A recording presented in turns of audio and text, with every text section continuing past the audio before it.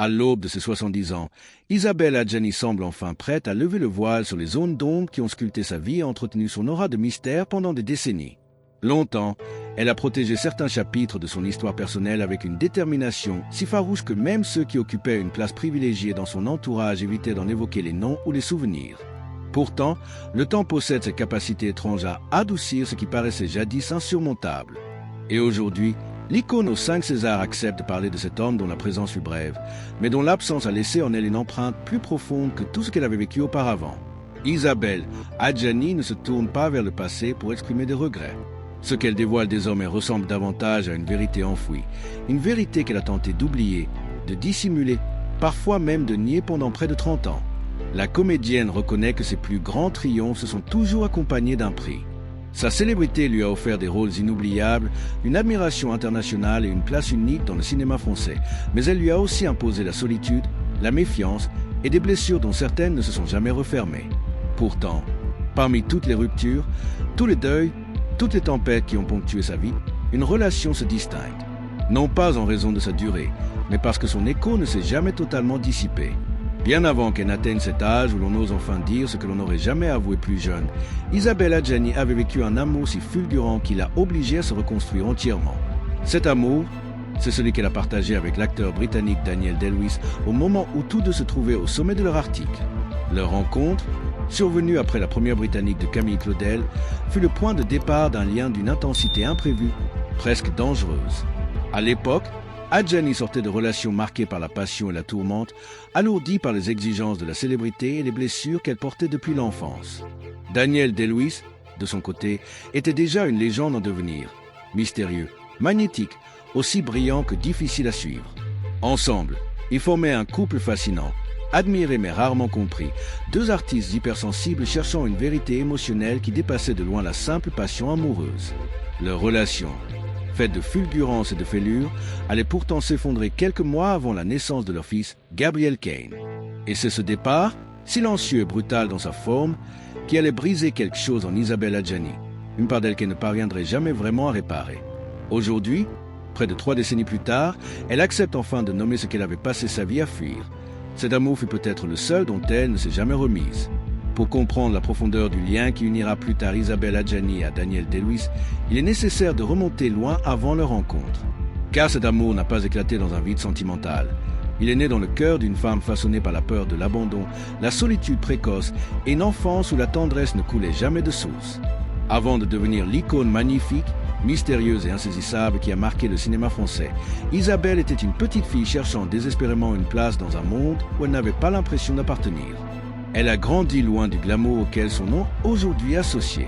Gennevilliers, avec ses bâtiments gris, ses appartements étroits et son atmosphère parfois rude, fut le premier décor de sa vie. Dans ce logement social exigu, la future star était entourée de 4 langues, l'allemand, l'arabe, le kabyle et le français, mais ne se sentait pleinement chez elle dans aucune d'entre elles. Cette multiplicité culturelle, loin d'être une richesse dans son enfance, devint une fracture intérieure. Trop française pour être totalement algérienne, trop algérienne pour être pleinement perçue comme bavaroise, elle grandit dans un entre-deux permanent, oscillant entre fierté et confusion identitaire. Son père, Mohamed Cherif Adjani, était un homme taiseux, marqué par les blessures invisibles de la guerre et de l'exil. Mécanicien kabyle ayant traversé l'histoire avec ses cicatrices et ses secrets, il aimait ses enfants, mais d'une manière fermée, presque indescriptible. Son affection, Isabelle devait la deviner plutôt que la recevoir. Sa présence était une force, mais aussi un mur. Il était ferme, strict, imprévisible, parfois même déconcertant dans son silence. Sa rigueur forgea chez Isabelle un besoin constant de prouver, de réussir, de devenir quelqu'un, presque comme si elle devait mériter l'amour. Sa mère, Augusta Emma Schwamberger, bavaroise issue d'un foyer rigide, vivait elle-même avec une ambivalence profonde. Par honte ou par crainte du regard extérieur, elle cachait souvent les origines algériennes de son mari. Elle maintenait la maison dans un ordre impeccable, mais dans un climat émotionnel glacial. Les mots d'affection étaient rares, les gestes chaleureux encore plus. Isabelle, enfant hypersensible, cherchait des sourires et ne trouvait que des regards sévères ou détournés. La tendresse, elle la rêvait plus qu'elle ne la recevait. Heureusement, une présence adoucissait parfois la dureté de son quotidien. Son frère cadet, Eric, timide, doux, vulnérable, il représentait la seule relation véritablement fusionnelle qu'elle ait connue dans son enfance. Isabelle développa très tôt envers lui un instinct protecteur presque maternel. Elle devint son refuge, son appui, son rempart face au monde. Celui qu'elle a voulu sauver toute sa vie, de ses fragilités, de ses addictions, de ses démons. Et lorsque ce frère adoré s'est éteint en 2010 d'une crise cardiaque liée à ses excès, la moitié d'elle s'est éteinte aussi. Elle le dira plus tard sans détour. Une partie de moi est morte avec lui. Cet enfant sans chaleur émotionnelle forgea en elle un trait qu'il a suivi toute sa vie, la terreur d'être abandonné. C'est une peur qui se loge si profondément dans le corps qu'on en oublie son origine. Elle devient une voix silencieuse qui murmure « Un jour, on te quittera ». Cette voix, Isabelle l'a emportée avec elle dans chaque relation, chaque rôle, chaque bataille intérieure. Très jeune, elle trouva cependant un refuge inespéré, la scène. À seulement 14 ans, un âge où la plupart des adolescentes se cherchent encore, elle fut admise à la Comédie Française, un exploit rarissime, presque inimaginable aujourd'hui. Pour le public, elle devint un prodige. Pour elle, cette réussite n'était pas un triomphe, mais une nécessité. Le théâtre lui offrait ce que sa vie familiale ne lui avait jamais donné. Un espace où les émotions avaient le droit d'exister, où la sensibilité devenait une force plutôt qu'une faiblesse. Pourtant, ce succès fulgurant renforça aussi ses contradictions. Plus elle s'élevait, plus elle se sentait fragile. Plus elle brillait, plus sa solitude semblait profonde. Chaque rôle la plongeait dans des abîmes émotionnels, et ce n'était pas un jeu. Lorsqu'elle incarna Adèle Hugo pour François Truffaut, elle ne se contenta pas d'interpréter la folie d'un amour obsessionnel.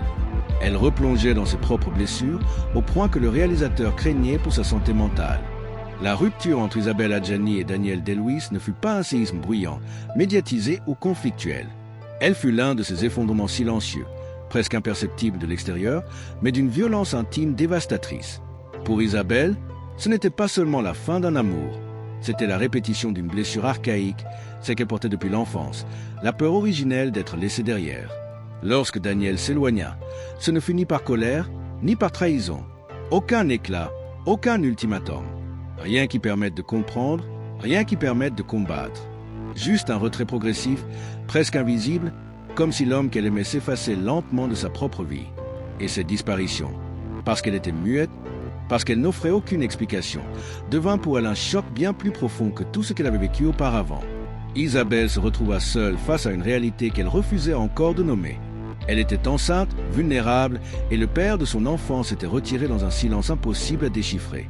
Pour une femme dont la vie avait été marquée par les rumeurs, les jugements, la pression médiatique et la fragilité émotionnelle, cette solitude nouvelle prenait un goût de vertige. Elle avait survécu à tant d'épreuves, les attaques injustes, les scandales montés de toutes pièces, les rumeurs abjectes sur sa santé, les critiques de l'industrie, la violence du star system. Mais cette rupture, celle-ci, n'avait rien à voir avec le monde extérieur. Elle touchait l'intime, le cœur, l'essentiel. Elle la ramenait à cette petite fille de Gennevilliers, celle qui espérait des gestes d'amour et n'en recevait que des demi-mots. Dans son entourage, quelques proches virent son état se dégrader. Adjani, habituellement si combative, semblait perdue, presque en apnée émotionnelle. Sa grossesse, qui aurait dû être un moment de joie, se transformait en un conte à rebours angoissant. Elle craignait de devenir mère dans un climat de rupture, de chaos, de vulnérabilité. Elle appréhendait les enjeux juridiques, la pression médiatique, la possibilité que l'enfant puisse lui être arraché, peur irrationnelle peut-être, mais terriblement réelle pour une femme qui avait bâti toute sa vie sur le besoin de protéger ce qu'elle aimait. C'est dans ce climat d'angoisse qu'elle prit l'une des décisions les plus radicales de son existence. Fuir. Non pas Daniel, mais le monde, la France, les caméras, les tabloïds, l'agitation. Elle choisit Genève, une ville calme, presque figée, à l'atmosphère discrète. Une ville où elle pourrait redevenir anonyme, respirer, accoucher loin des projecteurs, surtout invoquer une loi suisse ancienne qui protégeait les mères dans les litiges de garde. Elle quitta Paris en 1996, enceinte, brisée, sans faire de bruit. À l'époque, beaucoup ne comprirent pas. Les journaux inventèrent, spéculèrent, s'acharnèrent, comme il avait tant de fois fait. On parla de caprice, de colère, de stratégie. Mais elle, plus tard, expliqua la vérité avec une simplicité désarmante. Je suis parti parce que j'avais peur, parce que la douleur était trop lourde, parce que je devais protéger mon enfant. À Genève, Isabelle chercha un refuge plutôt qu'un renouveau. Son appartement n'avait rien de luxueux. Ce n'était pas une retraite glamour, mais un abri contre le monde. Les rues tranquilles et les berges immobiles du lac Léman devinrent son paysage quotidien. Elle y vivait comme une exilée volontaire, un esprit blessé cherchant à retrouver un souffle. L'accouchement, lorsqu'il eut lieu, fut un moment à la fois lumineux et ombrageux. L'arrivée de Gabriel Kane fut une joie, une délivrance, une nécessité. Mais derrière cette naissance se cachait toujours la douleur de l'absence. Isabelle nourrissait son fils, le berçait, le regardait, tout en portant ce poids, celui de savoir que l'homme dont il était né n'était plus à ses côtés. L'exil, cependant, n'était pas un remède. Il était un anesthésiant temporaire. Isabelle refusait des rôles, s'effaçait des plateaux, disparaissait peu à peu des écrans. Non pas qu'elle n'était plus désirée, au contraire, le cinéma français, européen et américain continuait de l'appeler, mais parce qu'elle n'avait plus la force. Comment incarner l'amour, la colère, la passion, lorsqu'on ne ressent plus rien? Comment jouer la lumière lorsque l'on traverse son propre tunnel? Les années passèrent, et avec elles, les drames familiaux. La mort de son père restait comme une conversation inachevée. La disparition de sa mère, avec laquelle elle entretenait une relation aussi profonde qu'ambivalente. Et surtout, la mort de son frère Éric, le seul être qu'elle avait toujours voulu sauver. À travers tout cela, un nom n'était jamais prononcé, Daniel Day-Lewis. Elle parlait de son père, de ses fils, de sa carrière, de ses peurs, de ses batailles juridiques. Mais jamais de lui. Pas un mot, pas une allusion, pas un indice. Comme si cette histoire avait été enterrée dans un coffre verrouillé, trop douloureuse pour être évoquée, trop puissante pour être transformée en anecdote. Ce silence, d'ailleurs, était éloquent. Quand un amour n'est rien, on le raconte. Quand il est tout, on se tait. Isabelle vivait donc avec ce secret, cette absence, ce souvenir. Elle avançait, certes, mais toujours avec une part d'elle restée coincée en 1995, au moment où tout s'était effondré. Genève n'était plus un refuge, mais un souvenir figé, un rappel permanent de ce qu'elle avait perdu, de ce qu'elle avait tenté de sauver. Et pendant ce temps, le monde ne voyait que la surface. L'actrice brillante, la femme sculptée par le mystère, la star entourée d'un halo presque mythique. Personne ne soupçonnait qu'une histoire d'amour perdu était en train de définir tout le reste de son existence. Pendant plus de 25 ans, Isabelle Adjani a soigneusement évité un nom, un seul, celui de Daniel Day-Lewis. Dans sa vie, tout pouvait être commenté. Ses succès, ses échecs, ses retraits, ses combats judiciaires, ses douleurs familiales, ses renaissances artistiques. Elle pouvait se confier sur son enfance, sur les blessures infligées par sa mère, sur la froideur de son père, sur la mort de son frère, sur ses amours passés. Elle pouvait évoquer les rumeurs, les injustices, les mensonges qui lui avaient empoisonné la vie. Mais ce nom-là, elle ne le prononçait jamais. Pas une fois, pas dans un entretien, pas dans un documentaire, pas même dans des conversations privées. Pour son entourage, ce silence n'avait rien d'anodin. Il ressemblait à un deuil qui ne peut se dire. D'ailleurs, autour d'elle, il était implicite que Daniel Day-Lewis était un sujet interdit. Les rares personnes qui avaient connu leur relation savaient instinctivement qu'il ne fallait pas l'évoquer. Non par colère, ni par ressentiment, mais parce que quelque chose dans cette histoire demeurait trop sacré, trop douloureux, trop enfoui. C'était un silence qui n'avait pas la forme du rejet, mais celui de l'émotion pure, intouchable, presque sacrée. Durant des décennies, Isabelle ne parla donc jamais de cet amour. Elle se concentra sur son fils Gabriel Kane, sur son exil, sur ses blessures. Et le temps passa. Les années s'accumulèrent. Son fils grandit. Sa carrière connut des pauses, puis des retours. Elle devint une figure mythique, presque intemporelle, dont le mystère nourrissait autant l'admiration que les fantasmes du public. Puis vint ce moment inattendu. Une interview, un échange qui ne ressemblait pas aux autres. La journaliste lui posa une question anodine, presque légère, sur les hommes qui avaient marqué sa vie. Et, contre toute attente, Isabelle ne détourna pas le regard. Elle ne changea pas de sujet. Elle ne coupa pas la discussion. Elle resta silencieuse quelques secondes, un silence chargé, lourd, presque palpable, avant de prononcer, enfin, ce nom qu'elle avait enfoui pendant 25 ans. Daniel. Le dire ainsi, simplement, sans protection, sans artifice, sans détour, fut un geste immense. À cet instant, ce n'était pas l'actrice qui parlait. C'était la femme, celle qui avait aimé, souffert, fui, protégé, survécu. Elle poursuivit, la voix douce, mais tremblante. J'ai vécu avec lui quelque chose que je n'ai jamais vécu ailleurs. Un amour dont personne ne guérit vraiment. Cette phrase, elle ne l'avait jamais dite auparavant. Elle ne l'avait jamais écrite, jamais confiée à un proche. C'était comme si, Après avoir passé plus de 2 décennies à fuir cette part de sa vie, elle acceptait enfin de regarder en face la vérité la plus profonde de son existence. Ce qui frappa tous ceux qui assistaient à ce moment, ce ne fut pas seulement le nom prononcé, mais la fragilité avec laquelle elle le prononça. Pas comme une accusation, pas comme un reproche, pas comme une blessure ouverte, mais comme un souvenir qui, malgré les années, gardait encore le pouvoir de la faire trembler. Elle expliqua alors que sa relation avec Daniel avait été l'un des rares amours de sa vie où elle s'était sentie vue, vraiment vue, non pas comme une actrice, non pas comme un mythe, mais comme une femme pleine de contradictions, de peur, de désirs, de rêves.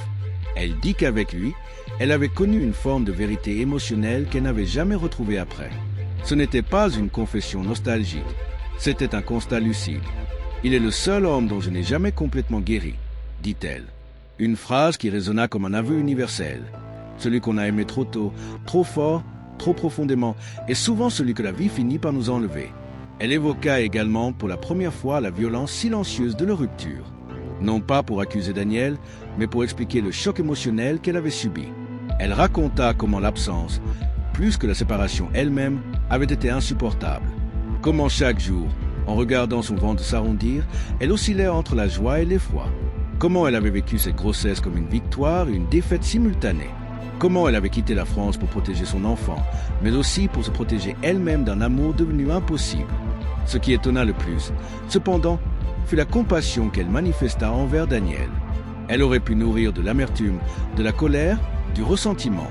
Elle aurait pu évoquer ses torts, ses silences, son retrait soudain. Mais elle n'en fit rien. Au contraire, elle dit « Il était perdu. Je l'étais aussi. Nous avons fait de notre mieux avec nos blessures. » Cette phrase résumait tout, l'absence de culpabilité désignée, la reconnaissance de leurs failles, la tendresse qui persistait malgré la douleur.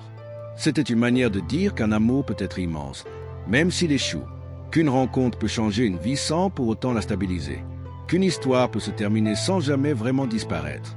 Dans les jours qui suivirent cette interview, ceux qui la connaissaient furent bouleversés. Certains amis jurèrent qu'ils n'avaient jamais vu Isabelle aussi sincère. D'autres dirent qu'en prononçant enfin ce nom, elle venait de se libérer d'un poids immense. Peut-être, mais en vérité, ce n'était pas une libération.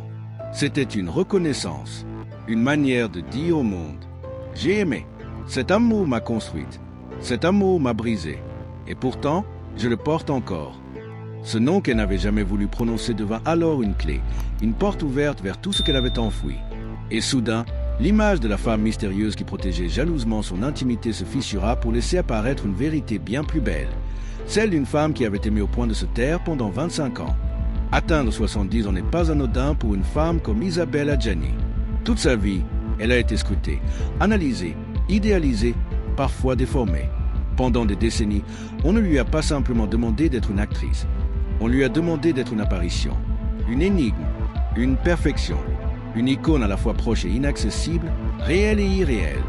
Vieillir dans ce contexte n'était pas un processus naturel. C'était un combat silencieux contre un monde qui préfère les légendes figées aux femmes vivantes. Pourtant, lorsqu'elle entra dans cette nouvelle décennie de sa vie, ce ne fut pas avec peur ni avec nostalgie, mais avec une forme de lucidité qu'elle n'avait jamais connue auparavant. Non pas parce que le temps avait adouci ses blessures, mais parce qu'il les avait rendues compréhensibles. Isabelle commença à parler différemment, à répondre avec une honnêteté qu'elle n'avait jamais osé s'accorder. Et derrière chaque mot, on sentait cette nouvelle vérité. Elle ne fuyait plus. Elle expliqua un jour que les années lui avaient permis de comprendre ce qu'elle n'avait jamais voulu regarder en face. La solitude n'avait jamais été un choix par confort, mais une forme de protection. Elle disait souvent « J'ai porté trop de choses. Lorsque j'ai enfin trouvé le calme, je n'ai plus voulu le perdre. » Ce calme, elle l'avait trouvé loin des caméras, entre Genève et le Portugal, dans des lieux où personne ne l'attendait, où personne ne lui demandait d'être autre chose qu'elle-même. Là-bas, elle ne se regardait plus à travers le prisme de l'admiration ou du jugement. Elle se regardait simplement vivre. Dans cette nouvelle phase de sa vie, elle chercha moins à briller qu'à comprendre. Elle lisait davantage, écrivait davantage, se promenait longtemps, parfois seule, parfois avec ce qu'elle aimait profondément, ses fils et sa nièce Zoé. Ces trois-là devinrent le noyau de sa vie. Pas les hommes du passé, pas les regrets, pas les fans, ni les critiques, ni même le cinéma. Sa famille, réduite, abîmée, mais toujours debout. Elle expliqua dans plusieurs interviews qu'après la mort de son frère Eric, elle avait perdu une partie d'elle-même, une partie qu'elle n'avait jamais réussi à reconstruire. Et pourtant, atteindre 70 ans lui permet enfin de mettre des mots sur ce chagrin. Elle dit un jour, « Quand on perd quelqu'un qu'on aime, on continue d'exister, mais on ne vit plus de la même façon. » Cette phrase résume une vérité profonde. Certaines pertes ne guérissent pas, mais elles se transforment. Elles deviennent un enseignement, une boussole, une raison d'être plus attentive à soi. C'est cette même lucidité qui la conduisit à évoquer pour la première fois l'amour qu'elle avait partagé avec Daniel Day-Lewis. Pendant 30 ans, elle avait enterré cette histoire comme on enterre un trésor trop précieux pour être exposé. Vieillir lui offrit non seulement la force de l'avouer, mais surtout la capacité de l'accepter sans honte, sans douleur, sans colère. Elle confessa « J'ai souvent fui les choses qui comptaient le plus, par peur d'être blessée. » Cette phrase ne parlait pas seulement de Daniel. Elle parlait de toute sa vie, de son enfance où elle avait appris à cacher ses failles, de sa carrière où elle avait dû bâtir une façade pour survivre, de ses amours où elle s'était protégée trop tôt, parfois trop fort. Pour la première fois, Isabelle Adjani comprenait le fil invisible qui reliait tous ces fragments. Elle comprenait pourquoi elle avait fui quand elle aimait trop. Elle comprenait pourquoi elle avait choisi l'exil, pourquoi elle avait tant protégé son fils, pourquoi elle s'était terrée dans le silence. Vieillir ne l'avait pas fragilisée, cela lui avait offert une forme nouvelle de courage. Un courage très différent de celui de la jeunesse, plus humble, plus doux, mais infiniment plus solide. Ce courage-là consiste à regarder son passé sans se juger, sans se blâmer, sans se punir. Dans cette période nouvelle, elle parla aussi avec plus de recul de la manière dont l'industrie cinématographique traite les femmes. Elle avoua que si elle s'était retirée, ce n'était pas seulement à cause de sa douleur personnelle, mais parce qu'elle refusait que son visage soit disséqué chaque année, comme si le temps était un crime. Elle disait « Je ne veux plus être jugée sur mon apparence. Je veux être entendue. » Une phrase simple, mais essentielle, qui résume tout ce qu'une femme de son envergure affronte dans un monde obsédé par la jeunesse. À 70 ans, Isabelle n'avait plus rien à prouver, ni au public, ni aux critiques, ni au cinéma, ni aux hommes qu'elle avait aimés, ni même à elle-même. Ce qu'elle voulait désormais, c'était la paix, une paix qu'elle n'avait jamais connue dans sa jeunesse et qu'elle avait passé une vie entière à chercher. Elle passait des heures à la mer, à Carcavlo, parfois assise seule, parfois avec Gabriel Kane, qui trouvait dans ces moments un équilibre émotionnel qui lui avait longtemps manqué. Barnabé, son aîné, venait souvent lui rendre visite, admirant la force tranquille de cette mère qui avait survécu à tant de tempêtes. Zoé, sa nièce, la décrivait comme la femme la plus forte qu'elle connaisse, non pas parce qu'elle avait triomphé, mais parce qu'elle avait tenu. Et au milieu de cette paix, une vérité demeurait toujours présente, mais apaisée, celle de son amour pour Daniel. Non plus comme une douleur, non plus comme un regret, mais comme une page de vie qui avait façonné tout le reste. Elle reconnaissait enfin que certaines histoires ne s'effacent jamais. Elle sait simplement d'avoir de l'importance de la même manière. Vieillir lui offrit donc ce cadeau. Comprendre que l'amour n'est pas quelque chose dont on guérit, mais quelque chose qu'on accepte. Elle dit un jour, « À la fin, nous sommes la somme de ce que nous avons aimé. » Et dans ces phrases, il y avait tout. Ses enfants, son frère, ses parents, son public et Daniel. À 70 ans, Isabelle Adjani n'était plus une énigme. Elle était une femme qui avait vécu intensément, souffert profondément, aimé silencieusement, et qui, enfin, trouvait la paix.